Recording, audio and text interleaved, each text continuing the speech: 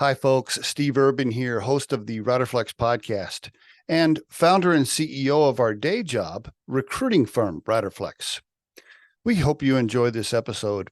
And as a reminder, please subscribe to the podcast for updates and news.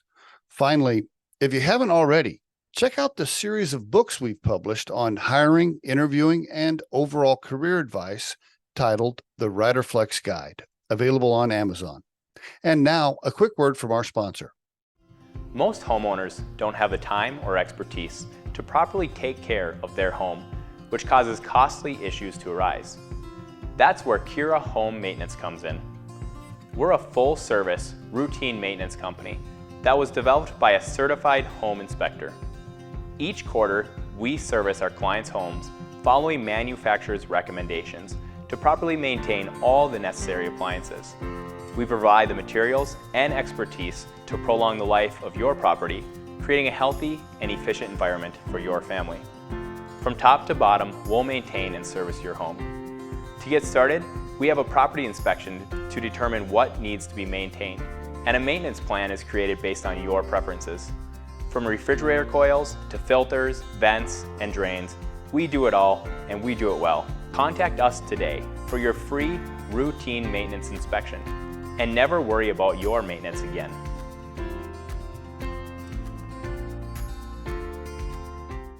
Elizabeth Gore on the Riderflex podcast. Hello, Elizabeth. How are you?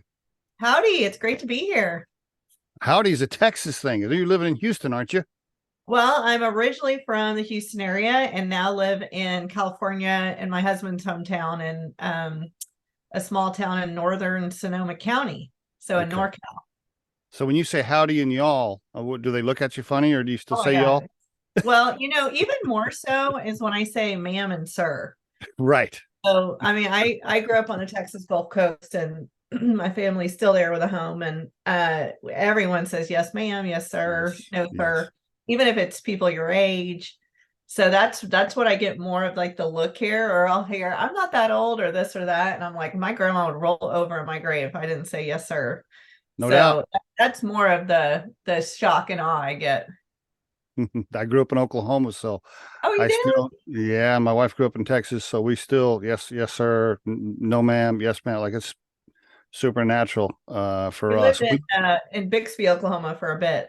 Oh, you did? Okay. Mm-hmm. Yeah, my dad was Air Force, and then he was a YMCA leader before he became an entrepreneur. So we moved around a bit in the South.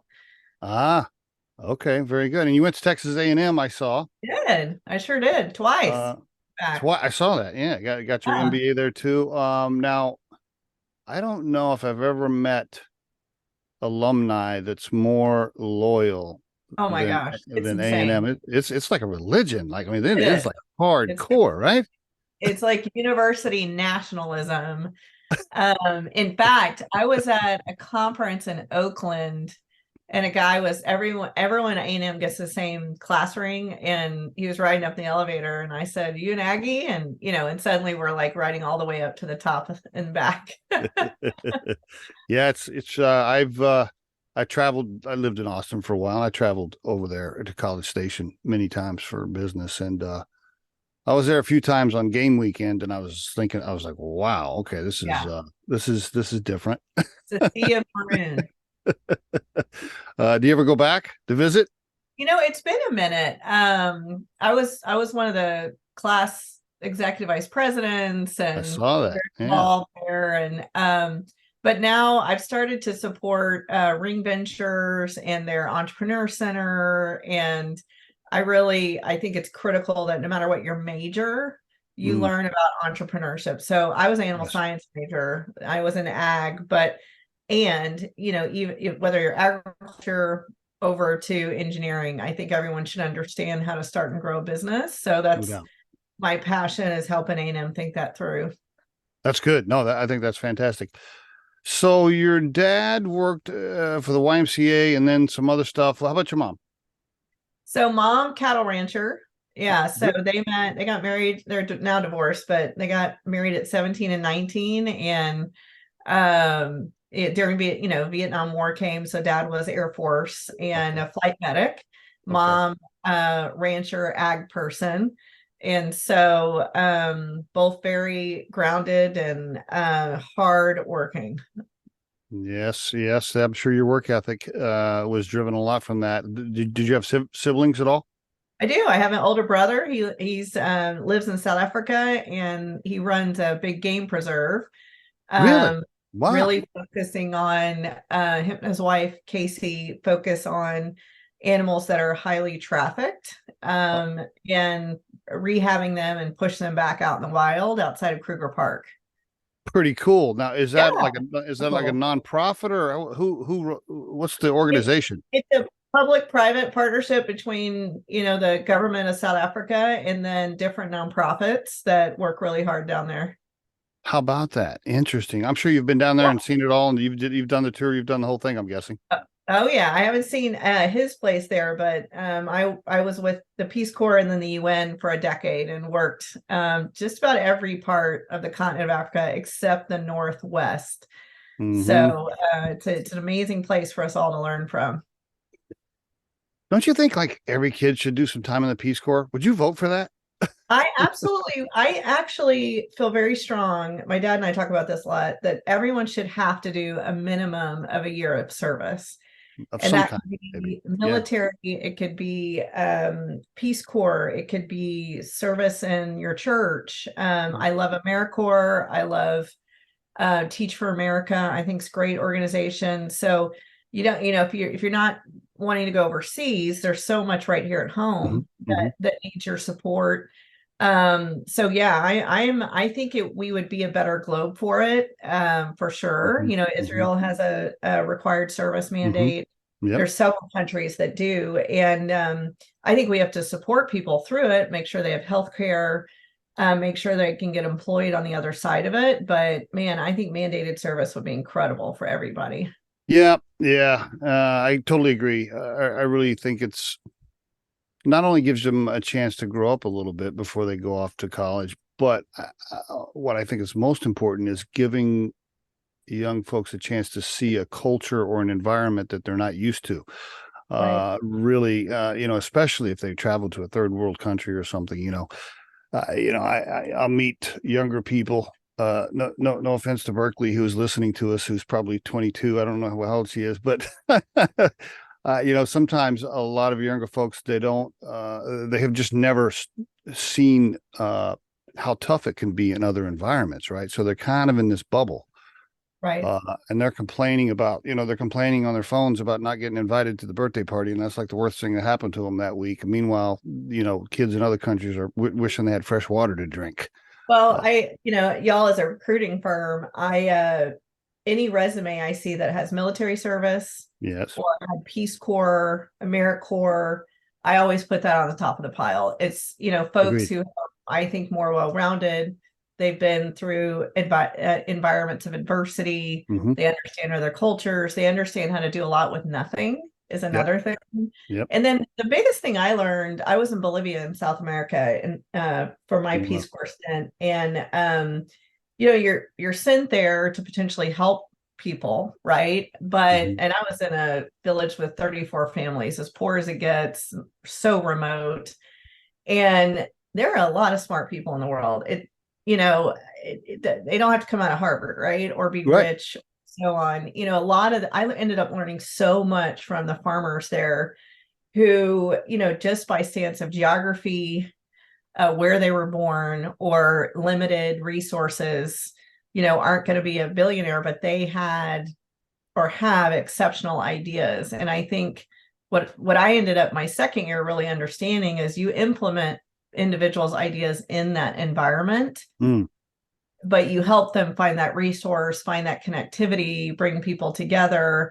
But if you're coming in to impose your ideas, it's probably not going to work out. And Yeah. so I think it's something that, like, in my job in entrepreneurship at Hello Alice, we really listen to the small business owners and what they need and then try and connect and implement, not Mm-hmm. bring our ideas onto them. And I think any service industry, really listening, really trying to understand the needs and then bringing those resources is a much better way than talking first and bringing your ideas in first. And I think that's a big thing you learn from service. Yep. Whether Couldn't you're in a agree. tough neighborhood in the United States or you're in the middle of Ghana. Yep. Couldn't agree more. Were you always a good kid? Great, super great, awesome grades, straight A student? Did you venture out a little bit, Elizabeth? Come on, go ahead. Now you can confess. Now's the time to confess. Whatever you want to tell Well, us. I'll put it this way. I was always a hardworking kid. I really struggled in school. So even though I was the head of the student body at A&M, I graduated with a 2.9. I barely graduated. That's so And funny. that Just so you know, I graduated with a 2.9 as well, and I was also vice president of my student body. That's yeah. So pretty funny. testing was tough, spelling was tough, math was tough. If we laugh, if I went back and did what they do now in a good way, is got diagnosis, I'm sure I was completely dyslexic, but I worked my ass off. I mean, I always showed up to class. I always tried. I worked full time, like many students have to through college. And I loved to party, and I still do.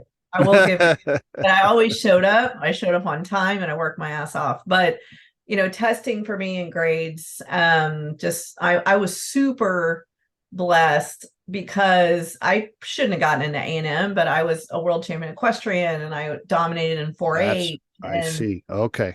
And I was very good at athletics, and Gotcha. and then my master's degree, which was in financial development, I had worked really hard at A&M. I had bonfire fall, and a lot of things happened at the time. The presidential library was coming in, and I was super lucky to go get my master's degree, even though it certainly wasn't for my academics. So yeah, I mean, I've always worked hard. I've always partied hard, but I've always showed up on time, and anything I failed at was not for lack of effort. I've always had that rule. I've always told people that, like, look, I don't care if you like to have a good time and you want to go to the party that night, that's cool. Go for it. Just make sure you're here the next morning on time. That's pretty simple. Yeah, be responsible. Don't hurt anyone. Were you there? I don't want to go down this path because I don't want to go into a negative dark hole here, but were you there when the bonfire thing happened? I was. It was horrible. Myself and former Congressman Will Hurd, who I'm a big fan of, were the two leads in the student body at the time. It was horrible. It was a travesty. Do they still do it or no? They don't. Nor should they. Yeah. Okay. Yeah, I remember that. There are traditions that are beautiful and we can keep going that don't put people's lives at stake. So right. And A&M is a huge tradition school. Big time. Yeah, there's 90 other great things to do. So yeah. So when you got out of school, what was the plan? Like, what was your mission? Did you know exactly what you wanted to do? No, I mean, I was an animal science major. The intent, I was, the first woman to graduate in college in my family was for me to go back and manage the ranch. Okay. And when I was in college, really got involved in service, volunteerism. I got an opportunity to go to DC for an internship, and it just kind of opened my eyes beyond, the next fence. And I then got the huge opportunity to work the front desk. Everyone's like, oh, you worked for former George H.W. Bush, but I was answering phones. It was not some fancy thing at their library. Yeah, but still. Got to know the team there. And then they gave me the opportunity to move to Washington, D.C. and work for the Points of Light Foundation. Okay. Which was President George Senior's nonprofit. And one thing, I just worked so hard when I was there fundraising, and we had 500 volunteer centers around the country. And I started learning about the Peace Corps, and I just got it in my head that I just wanted to keep learning about service, and what an insane way to travel and go overseas and learn another language. And everyone thought I was nuts. First of all, the hardest conversation still I've ever had in my entire life was telling my mother that I was not coming home to manage the ranch. I mean, that was a 2-year ordeal, right? And then that I was moving to Washington, D.C. Oh my gosh. So to get the money to go, I sold my Tahoe at the time just to even get the plane ticket to move up there, because my parents were not into it. And your brother didn't want to run the farm either.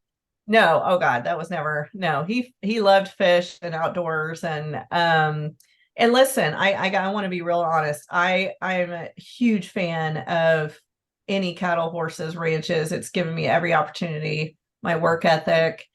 And it's something I actually long for and miss now. And, Really I'm 50 interesting. years Okay. old. Yeah. Yep. But Yep. at the time, it just wasn't in the cards for me. Is So it still in the family? Do you mind me asking? it Is is it still? not. It is Ah, not. ah, A typical okay. Texas story became such a huge land asset that Okay. Yeah.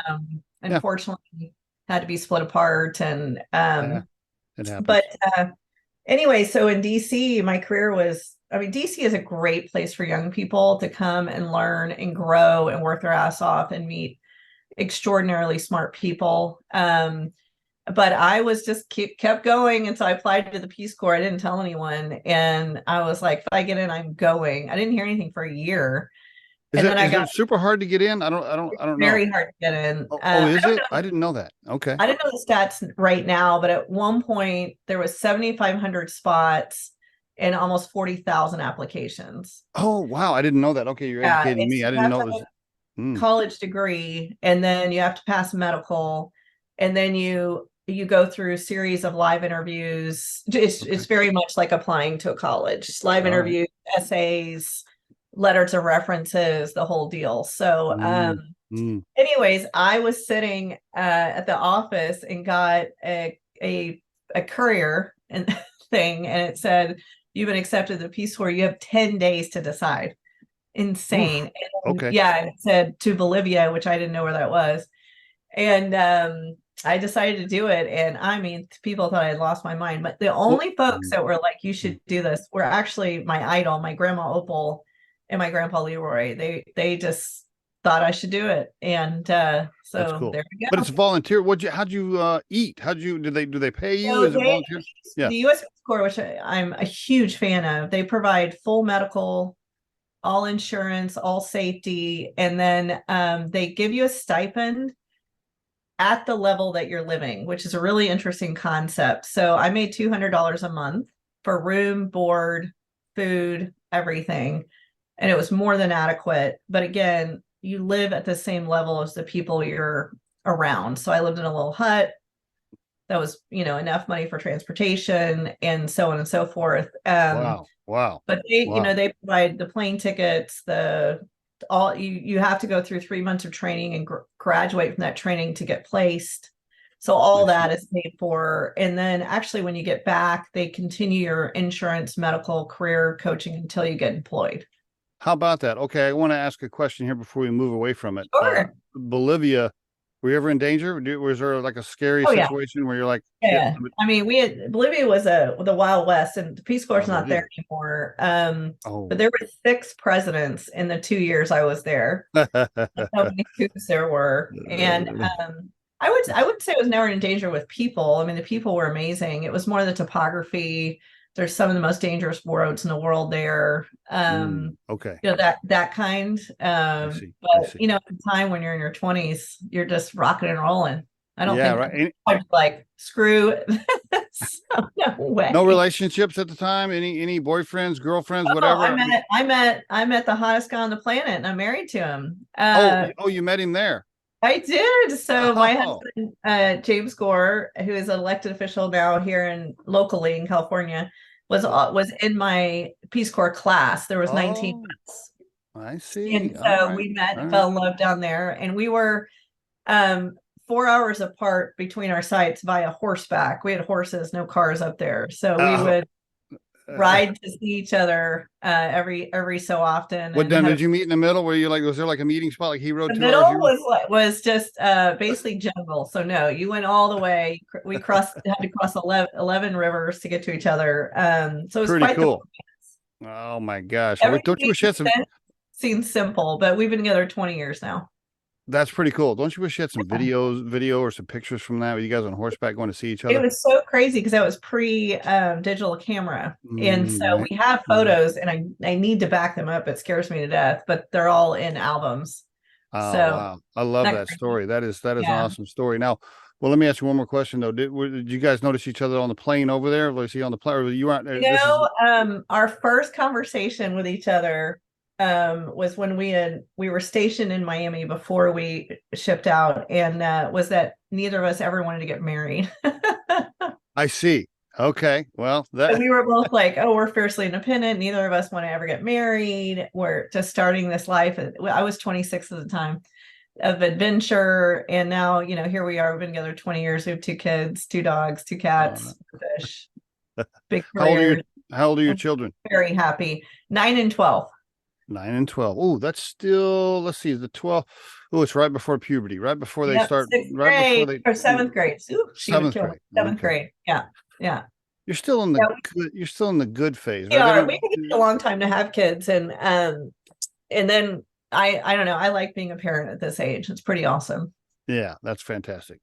Well, when they get to be teenagers, sometimes it gets, I'll call you back. yeah. Yeah, thank God ours are all grown. Yeah, I've always said up until 12, they're really cool. Between Yeah. 13 and 19 is can be rocky. That's what I've heard from literally everyone. So I'm holding on to this time right now. Very cool. Well, thank you for sharing that with me. And your husband's an elected official, and what else does he do? Or is that the full-time job? He's full-time public servant, which I'm super proud. He grew up in the wine grape industry here in Northern Okay. California, and Okay.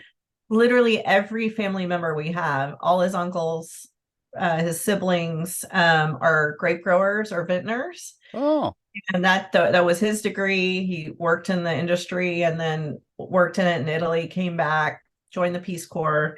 And then when he came back, he just really got into public service. So he worked in DC on trade, actually, for the wine industry. And then he worked for President Obama on ag issues, and then got really inspired to run for office. So we moved from DC here to his hometown, Northern California, 10 years ago, where he ran for leading the county. And now he's in his 3rd term leading the county here. does he want to go on to be something bigger? He will, yes, he will. And it's more not the title, but just he's very passionate about the intersection of agriculture and business and the environment, and he wants to keep leading on those issues. So I'm super proud of him.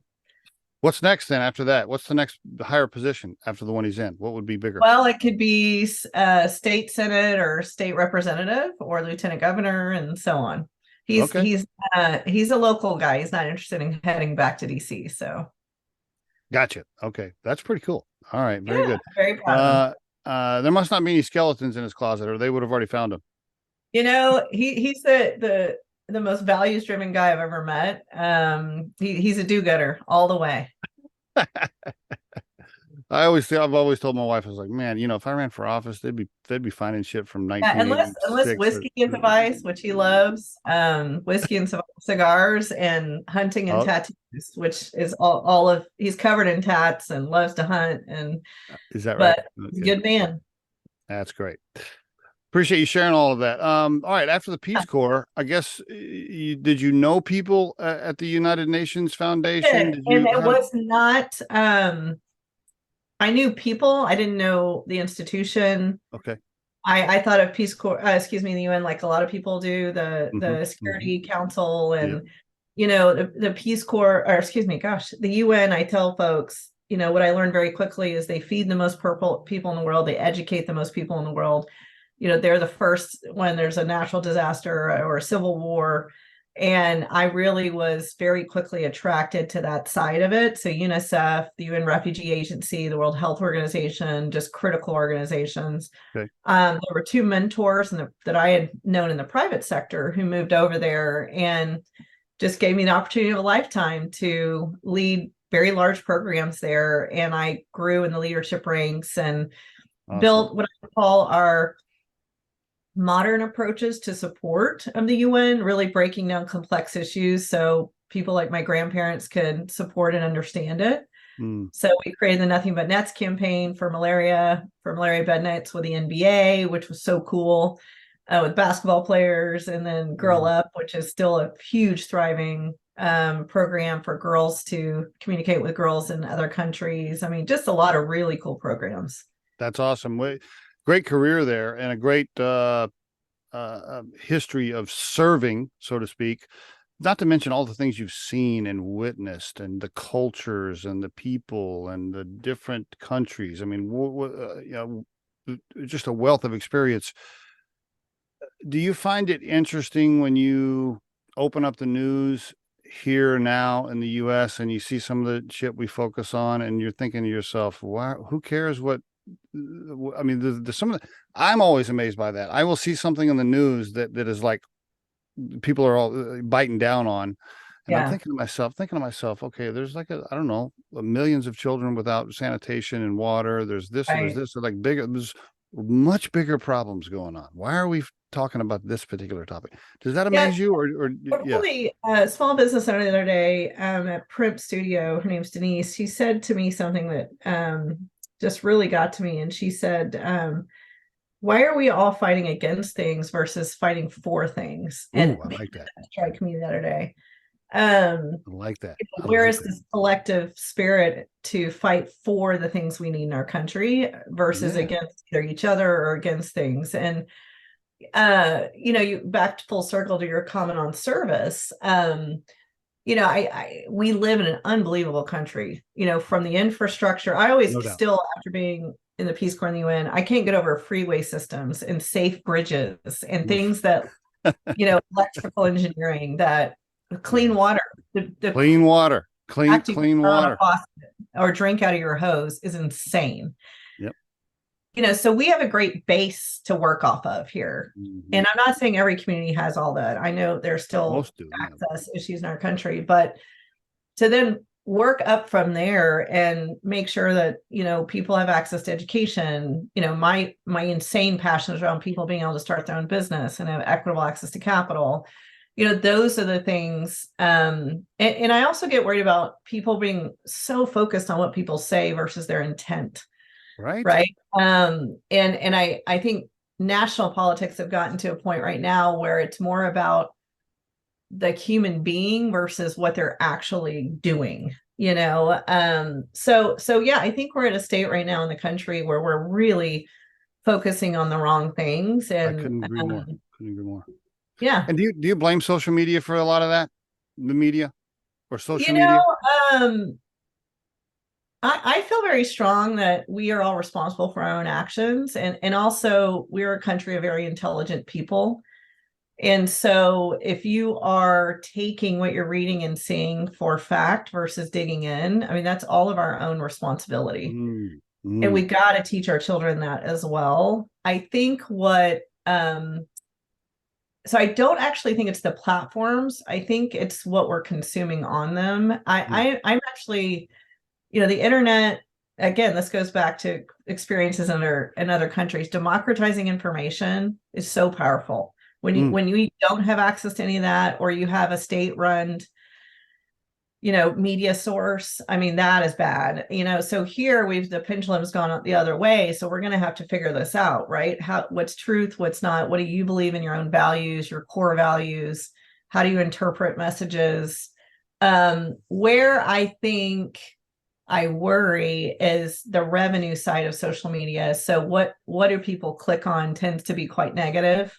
Yes. Or fallacious. And that's where I think, as a capitalist, can we figure out a different revenue mechanism for all of that? Or can we all as citizens actually pay the $4 a month to be on a platform versus, it being paid through advertisements and different things. So I know that's a very lofty statement. No, I think it's great. I think about these things too. Every time I see a story that comes up like that, to, like you said, to get people arguing, just to purposely get people fighting about something. I saw this, by the way, we're recording this on the 29th of November, 2023. And I'm going to bring this specific story up. Not that I'm taking sides on it either way, but at the point of the fact that it was even in the news based on all the other problems on the planet drives me nuts.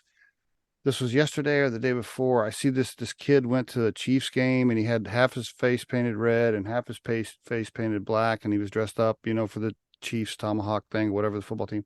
Yeah. And like that somehow made national news, and people talking about it throughout the afternoon. And for me, Elizabeth, I'm like, what the hell are we Yeah. doing here? Like, are you Yeah. kidding me? Like, this is a story, really? Right. Right. Yeah.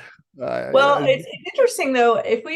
I, my husband talks a lot about ground truth, which I love. And if you really get in the communities, one of the reasons I really learned a lot about local politics, I went to with him a basically association of local elected officials. And Texas, Oklahoma, California, like, black, white, old, young, all these local folks who mostly this is their part-time job, by the way, mm-hmm. just, really talking about core issues, about opportunity, about education, it was very inspiring to me. Mm. And I think that that's one of the reasons all the polling this year shows that small business owners are the most trusted group in America. I So believe it. yeah, there's 3 different polls that came out. They usually like right above firemen and nurses. And I was tracking that even after COVID. And I really think it's because it's, small business owners are your neighbors. They are people you see at school. They're people that you run into. Also, they're core to your life. It's where you get your coffee. It's where you get Yes. your dry cleaning, your accountant, your Yes. local doctor, Yes. your local Yes. grocer. Excuse me. So I do think when we get out from behind a screen and we're actually talking to people, even people we don't agree with, there is a different level of respect and sincerity. There is, isn't there? I really truly believe that. You can visit with a small business owner at a bar over a beer, and you guys can have completely different opinions. And guess what? The conversation goes just fine. Like you're just talking. Like it's not a big deal. Like, but meanwhile, they're screaming at each other on Twitter. I are running all over the place. But if I go all the way back to national politics again, like, I don't know if you remember McCain's funeral. I don't remember the funeral. Obama was the keynote. Oh, okay. Interesting. McCain in his will asked Obama, his formerly fiercest rival. Oh yeah, for sure. The keynote at his funeral. And, what Obama said about that is they were great, respectful rivals. Right. Yes. Or if you looked at Bob Dole's funeral and who showed up there, Clinton was there, and even yesterday, Rosalind Carter's funeral, there was this respect for debate, and there was a respect for really sitting and hashing through and understanding issues.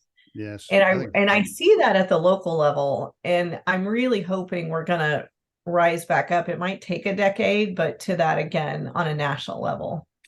It's a good segue to move into small business owners. But before I do that and move into Hello Alice, how about yourself? You going to run for office too? Because it sounds like you could also run. No, sir. I love the private sector. I did my time in the public sector related to Peace Corps and UN and nonprofits. Okay. But I really think capitalism and the power of business can wield a lot of change. Okay. And particularly values-driven leaders. And so I'm in it and love it. I've already got my next business in my head. Oh, you do? Oh, okay. All right. Maybe we can talk about that. Let's talk about Hello Alice. For the listeners, by the way, Elizabeth is the co-founder of Hello Alice, and it's helloalice.com, right? helloalice.com. Your friend, I'm guessing, is the co-founder with you, or how do you guys know each other? Yeah, Carolyn Rods. Ironically, we didn't know each other that well. This is the craziest thing. She is from Bolivia, where I was in the Peace Corps. All right. She went to A&M. I'm older than her, but we didn't know each other there. And then we actually met through a mutual friend, and she had just sold her second company. Okay. And I had left the UN to work for Dell Technologies to be the entrepreneur residence for Michael Dell. And she had built this really cool digital accelerator for women-owned businesses to give back. Okay. And I was one of the sponsors of it at Dell, and just really got to know her. And then we ended up being kind of the token women on a whole bunch of panels, and became friendly. And I was really, one of my roles at Dell was to think through how could we put our technology behind some of the most scalable models for small business owners. And I just couldn't find, what I thought was a data-driven focus on helping small business owners scale. Okay. And I was asking her, have you seen any? And she said, no, but I've had one in my head for a while. And she's very technical. I see. So All she right. can build anything, self-taught engineer, amazing at UX, amazing at design, Wonderful. very customer centric. I'm more of a monetization, marketing, sales, vision type. Good match. Good match. That's a good match. Very good match, because I couldn't, I can't, I mean, I barely got the Zoom to work today. So yeah, we just started dialoguing on it. We were at this conference. She was super pregnant. I was like 4 beers in. And so we were talking about her idea, and I said, can I call you in a few weeks? And she thought I was just chatting her up. And I did. I called her and I was like, tell me more. Let's Tell do me it. more. Let's do Yeah, it. let's do it. So kind of a interesting story. We had met up in New York, and she had already mocked up what she thought Hello Alice should look like. And so we wrote on a napkin, at the time I was still at Dell, so I would take 6% of the company and support her growth. And then when she came back with more of an MVP, I was like, this is something. And so approached Dell, and they gave us a huge opportunity to build the base of the platform at a company we just acquired called Pivotal Labs. Okay. Rob Mee's shop, one of the best machine learning shops in the country, in the globe, actually. But neither of us lived in San Francisco. She was in Texas. I was between Texas and Sonoma County. And so we didn't know each other that well. We both had 2 babies each.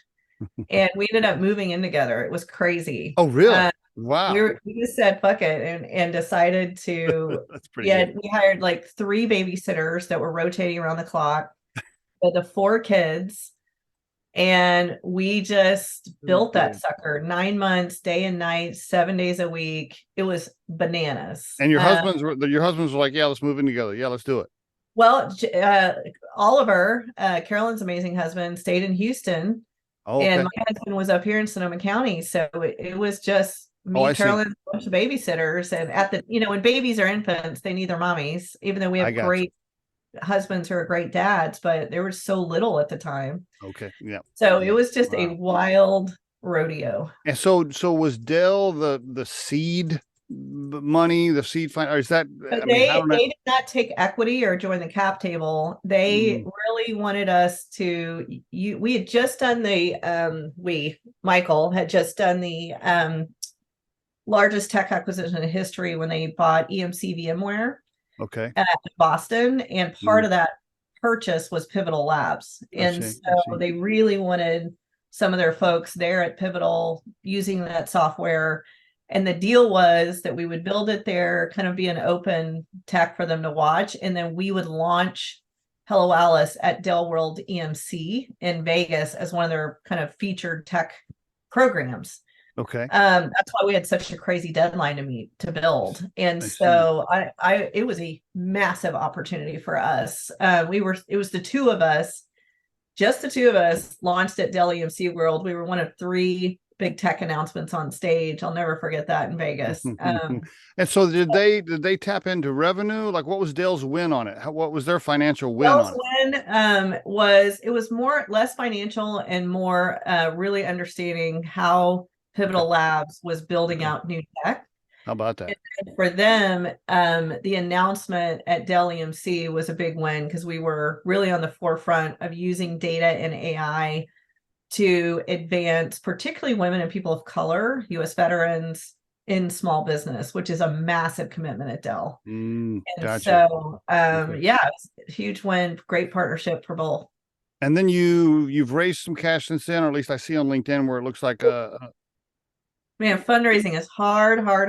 And here comes this cowgirl who doesn't have any degree in business raising money. Yes, we've done 4 or 5 rounds of capital. We've raised $26 million. 26 million. Congratulations. Wow, that's a big deal. You. Yeah. Up to our Series C. Oh, you're on Series C. Okay, very good. And we also worked really hard, which I recommend to every business owner, to find every non-dilutive capital on the planet in the early days. We applied for SBA grants. We applied for SBIR. We were very good at writing applications, hundreds of applications.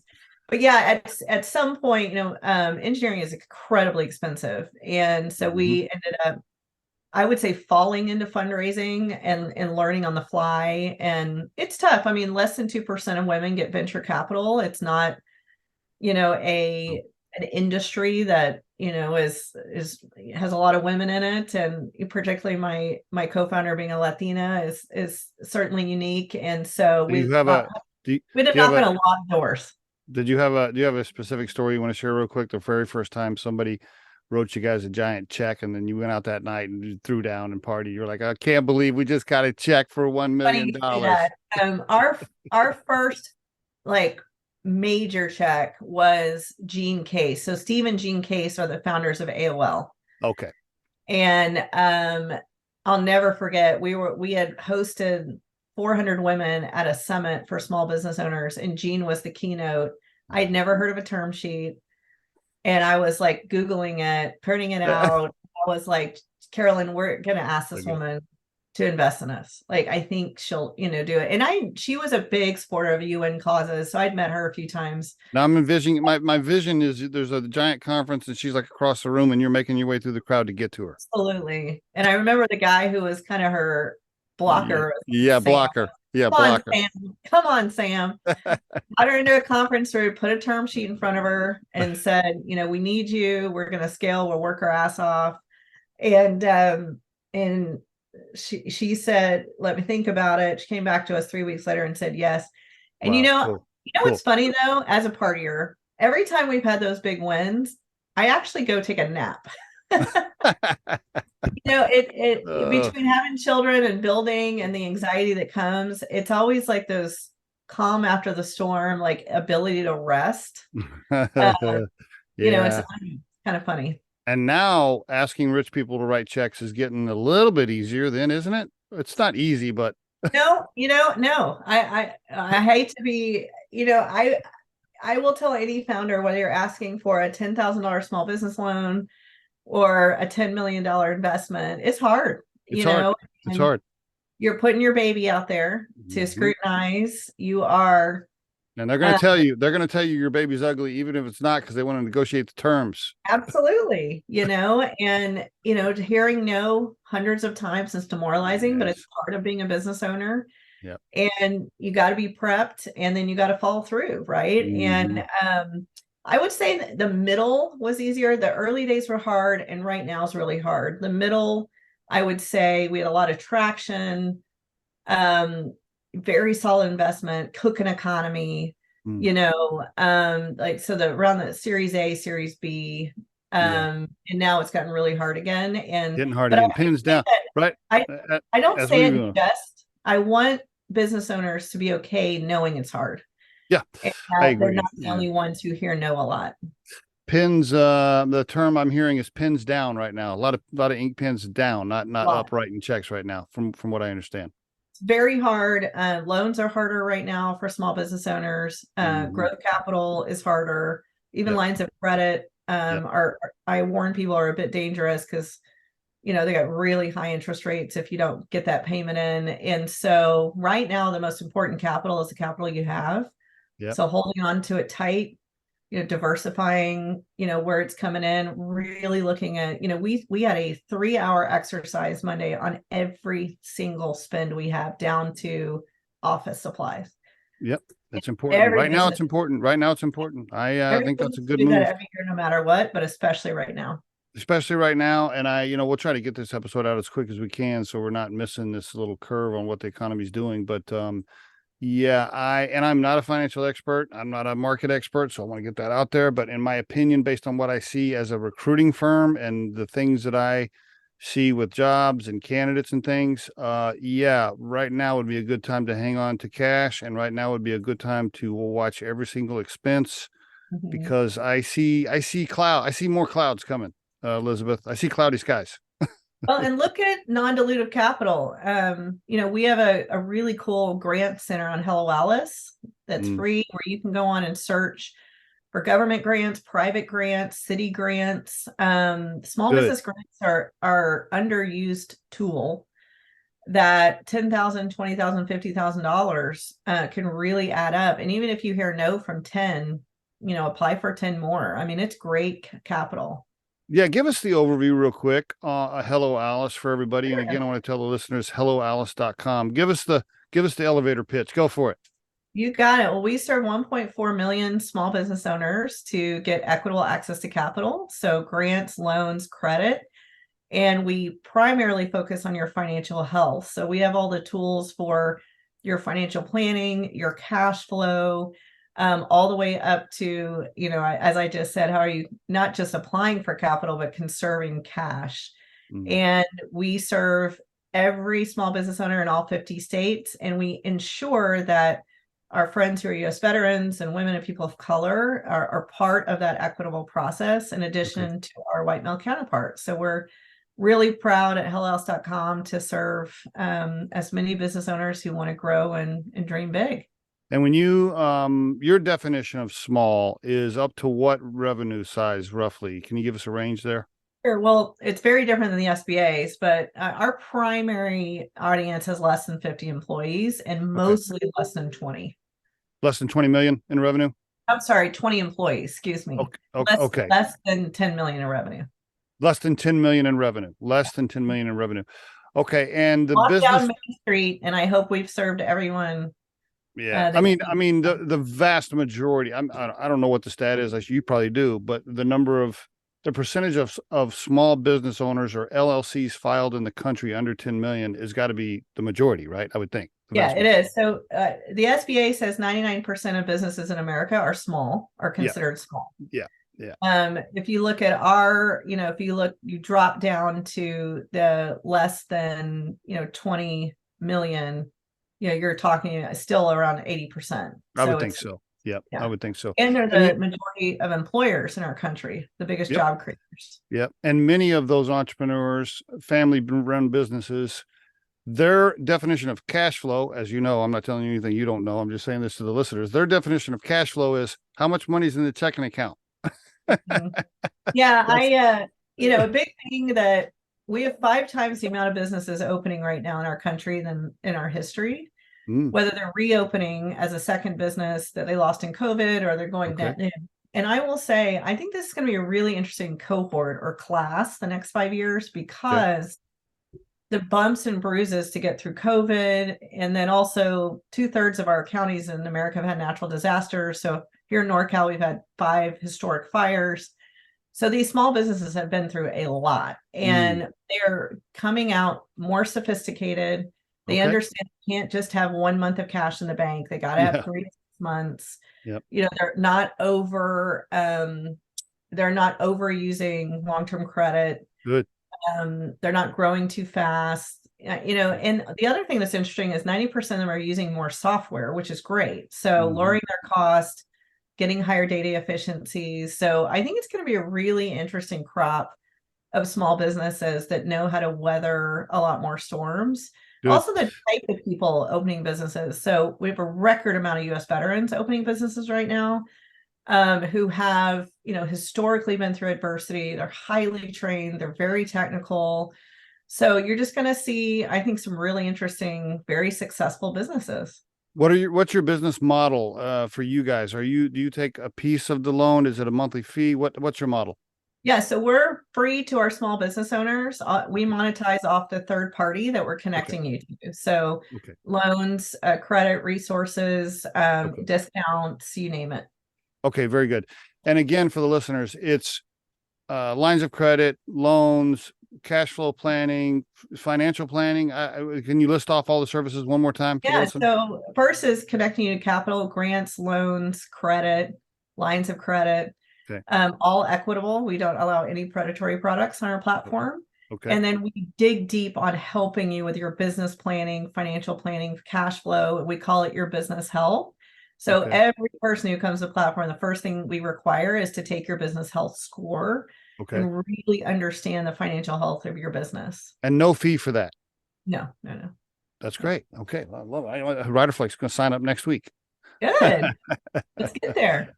Very good. Okay. Do you have you're industry agnostic, I guess? And do you have a majority? Do you have more tech than blue collar trades or trade skills, or? No, really interestingly, I would say the vast majority are tech enabled, not tech. Okay. So again, this crop of businesses that have been starting the last 3 to 5 years really understand, how to build their own websites, use QuickBooks, so on and so forth. Okay. But we are really across all industries, food Right. services, construction. We've got this growing crop of local dentists, veterinarians. It's really interesting. Very good. Fashion, brick and mortar, e-commerce. We're all over the map. Very good. All I have two more questions for you. I know we're now at the top of the hour here. Do you have time for two more quick questions? Take about two more. Okay. I apologize running over here just a tad, but fascinating conversation. Do you think I listened to Mark Andreessen's interview on the Joe Rogan show? Mhm. And Andreessen was saying, boy, how isn't it fascinating how we thought the robots were going to take all the blue collar jobs 5 or 10 years ago, and the white collar jobs are fine. And now with ChatGPT and all this advancement of AI, now the white collar jobs are in danger and the blue collar jobs are safe. Yep. Any opinion on any of that? So again, this is a good full circle question. This is coming from being environments with no connectivity. I think most technology at the end of the day will democratize whatever we're in. I think, however, there is a tough learning curve in the middle, tough training curve. I think everyone who is under 20 in this country needs to learn to code, because it will save you money, whether you're, working at a restaurant or you're building your own business or so on, or you're a teacher. But I will say the opportunity and the danger behind every technology is it is still human built. And whatever the intent is behind that human will be the result. And that could be right. Yes. That could be the same in medication. It could be the same in, the cars you build. So it is not unique to technology. If you found out your 12-year-old was using ChatGPT to write an essay and turn it in, are you okay with that? If they are doing their research with ChatGPT, but not the pen to the paper, I would definitely go against that. And I tell you, I think we're similar ages, did you ever copy something out of the Encyclopedia Britannica? Right. No. Yeah, I guess not. Right. But I used the encyclopedia to get the info or to get a base or to get knowledge. Right. Etc. But yeah. Right. That's I like that. I like that analogy. That's good. Yeah. It's an interesting time. We could do you have to come back to the show. We could do a whole hour on that particular topic though. Oh, the other thing I was going to ask you just real quick. And a lot of people that have been on the show, this is a huge topic. And then I get a lot of follow-up questions from our viewers. Sure. They're always fascinated about the timing on the cap table and when to take cash and when to give up control. I'm gonna guess, since you're in the Very strong opinions on that. Yeah, I'm guessing. And you mentioned earlier, basically you said maintain control of the cap table as long as you can is basically what I heard you say. But Series C, I'm guessing you guys are not, the co-founders don't have more than 51% together now, or do you still? You don't. I will tell you though, there are two things that you have to balance and understand. Okay. Is if you're a self-made business owner, you should take money off the table anytime you can. Okay. So in my world, that's called a secondary. Yep. And generally you can start doing that around your Series B, C, and so on. Good advice. If you're a company, it could be an A. You do not know what you could have, the hottest, fastest growing company, and it will go to shit because of no fault of your own. It's the economy. It's this, something else is invented. Take money off the table. Especially if you're giving up control, especially if you're about to give up control, you better take some cash. Yes. If you can lawyer up and do that in a way with voting shares, your board seat, where you still can maintain control in a different way, do it. Yep, I totally agree. Yep, I couldn't agree more. I've had so many people on the show say, well, it's a mix. I'd say 50% of them are like, oh my God, taking that VC money was the worst thing I ever did. And then I've had other people come on and say, hey, they're great, love them, best thing I ever did. So it's, It was the right thing to do for us in this business. We've had amazing investors like Cool. QED and SVB and others, and we've had terrible investors. Yeah. My next business, I'm not going to do it. I I just want to run a different business. There's the two things, right? If you didn't have to raise cash or manage the cap table, manage the equity holders, right? Managing the cap table and raising cash, pain in the ass, both of them. It's also a full-time job, by the way. Yeah, exactly. Oh, Elizabeth, you've been awesome. I could talk to you for another hour, but I know we're out of time. What a pleasure. Thank y'all so much for having me on. And happy holidays. Thank you very much. Yeah, happy holidays to you.